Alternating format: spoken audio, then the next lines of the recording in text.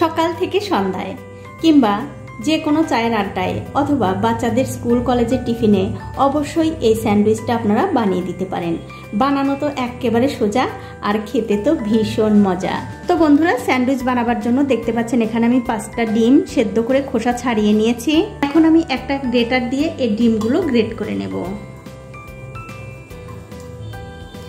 আমি এখানে 5টা ডিম নিয়েছি, সবগুলোই আগে গ্রেট করব না, যদি আমার দরকার হয় তাহলে সবগুলো নিয়ে নেব। আপনারা কিন্তু একটা কিংবা দুটো দিয়েও করতে পারেন, যার যার প্রয়োজন অনুযায়ী শেষে নেবেন।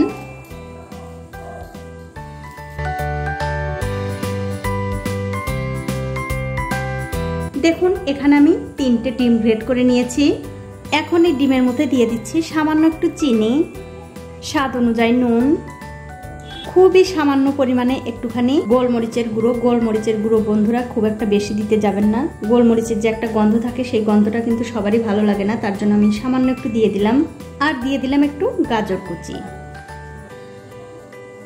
1 টুকরো লেবুর রস, সবশেষে দিয়ে দেবো এর মধ্যে মেয়োনিজ, 2 চামচ মতো মেয়োনিজ আমি দিয়ে দিলাম। এবারে সব কিছু দিয়ে খুব ভালো করে মিশিয়ে নিতে হবে।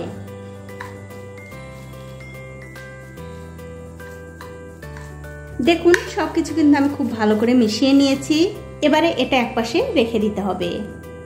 এখন দেখতে পাচ্ছেন একটা প্লেটের মধ্যে আমি 6 পিস পাউরুটি নিয়েছি। এখন আমি একটা ছুরি দিয়ে এই পাউরুটির যে কালো অংশগুলো আছে সেগুলো কেটে বাদ দিয়ে দেব, এতে করে দেখতে ভালো লাগবে। এরকম করে সবগুলোরই কেটে নেব। দেখুন সবগুলো পাউরুটি কিন্তু আমি একইভাবে রেডি করে নিয়েছি। এখন আমি এখান থেকে 1 পিস পাউরুটি নিয়ে যে ডিমের মিশ্রণটা আমি বানিয়েছি সেটা ঠিক মাঝখানে এরকম করে দিয়ে চারিদিকে একটু ছড়িয়ে দিতে হবে।